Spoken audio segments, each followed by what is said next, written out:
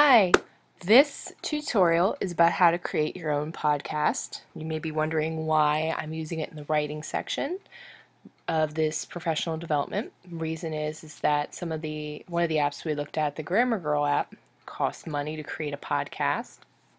Costs money to see. And I thought maybe you'd want to look into the option of creating your own podcast. That way your students can utilize that. It's a completely free resource because you created it on your own, and this way you can really make things very specific for the needs of your students.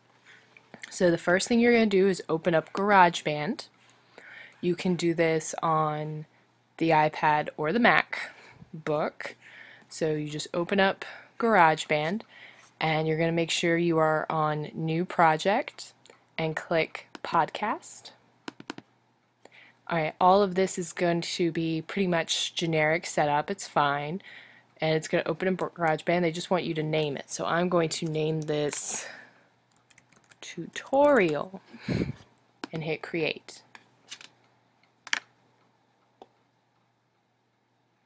Okay. And this is the podcast area. So the first thing I'm going to do is I'm going to go over to this area and I am going to select female voice because I am a woman, so this way it'll register my voice better. Obviously, if you were a man, you would select the male voice option. Okay, now what we're going to do is, if you notice this red bar here, this is what allows you to record.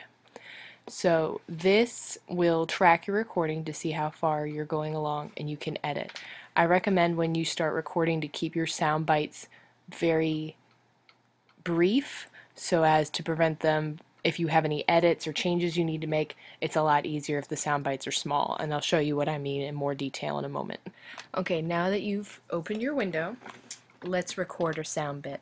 So the first thing I'm going to do is just a sample sound piece. So when you go to record, make sure your voice is selected, then just click the red record button down here, and when you're ready to stop, just hit it again. You'll notice that the red bar keeps moving. In order to stop that, you hit the space bar. So let's record that sound piece. Let me move this and I'll record a sound bit. Welcome to my tutorial on grammar.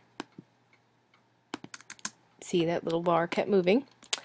So it's very simple to fix. You just drag it back and let's see how it sounds. Welcome to my tutorial on grammar.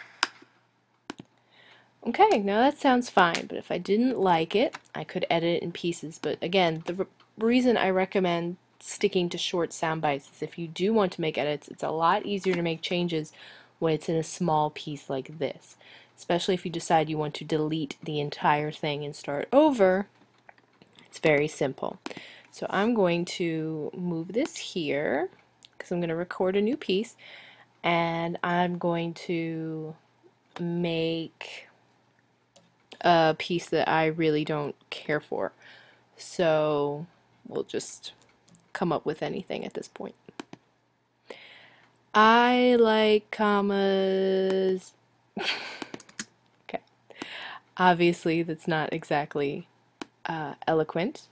So if I didn't like that piece, which I didn't, I could just hit delete. So the reason I recommend doing this tutorial is you can really specify your presentation to the needs of your students. So if you wanted to do a presentation on commas, on proper grammar, on proper placement of adjectives, you can do that and really meet the specific needs of your students. Also with podcasts, you can include artwork to kind of help your students understand what you're talking about. So for this piece right now, I'm just going to add some artwork, so you can drag it up here. And what I'm going to do is go to Photos and go to, let's see. Now I could take pictures out of the photo section here, but I've gone through and I haven't really seen anything that appealed to me. So what I'm going to do is drag my artwork there. So I'm going to move this down. If you can see, there's my desktop. Here is a picture that I would like to add. So I'm going to put it, just drag it right on there.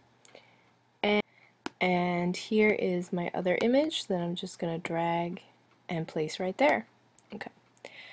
So you can adjust your pictures if you want them to go for an entire length of a piece, or do you want them to come later? You can just adjust it to however you see fit. And the great thing about podcasts is as you are talking to your students about an issue, you can show it to them in the video piece once it's done. So it's great for that tool. Now that you've added your pictures and you have one soundbite, let's talk about adding in other sound bites and maybe making minor edits instead of deleting the entire piece. So let's say I want to talk to my students about this picture. Now you probably can't see it, but having put it in, I know it has to do with grammar. So maybe this piece will just be about the importance of a properly placed comma, and I'll make some kind of error at the end and show you how to delete it. Also, see, that's a very common mistake I made. After you add pictures, it highlights the podcast track, and it's not going to let you record, and you're going to sit there and think, why isn't it letting me record? Because you have to go back and click on the voice piece in order for it to let you record. A properly placed comma is crucial in order to make sure that your sentence is saying what you want it to mean. If you put your comma in the wrong place, it changes the entire understanding of your sentence. Okay, now this wasn't bad, but part of it, I don't know if I like it. I think at part I just kind of jumbled a little bit. So let me listen so I can figure out where I want to edit it. A properly placed comma is crucial in order to make sure that your sentence is saying what you want it to mean. If you put your comma in the wrong place, it changes the entire understanding of your sentence. Okay. Now, it wasn't horrible, but let's say I just wanted to move back and delete a portion. So let's say I didn't like this ending piece here. So what you would do is, while listening to the play bar, just watch where this red bar stops so you can figure out at this exact piece is where I want to stop my recording. Now to edit, all you have to do is double click on the bar and then just pull this back. Okay, once you get the little crosshairs, you can pull it back. So let's say I wanted to delete up until about right here. So once it's highlighted, you just hit the delete button on your keyboard and it's gone. And you have now a shorter piece so you can edit your mistakes without having to delete the entire soundbite.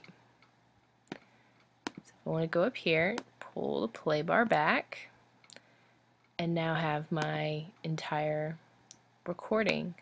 And since I ended up talking about commas for all of this time, I want to change this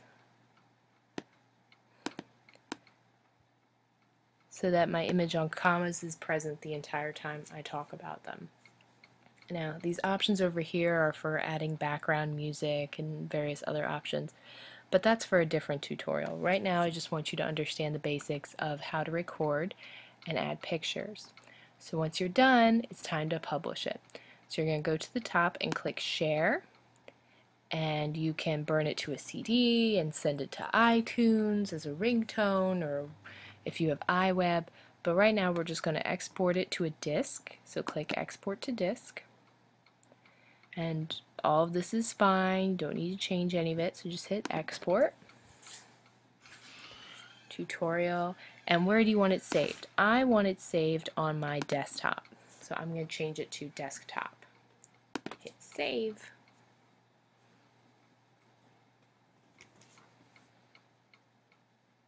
Okay. Once this is done, all we have to do is embed it to our wiki, but most of you should understand how to do that now, so I think you'll be okay. Or you can embed it to a blog or anywhere else where you just really want your students to be able to access this resource to use in the classroom. I think it's great even if you just want to provide instructions and tutorials about how to do something, and you don't want to have to repeat yourself over and over and over again. This is a great tool.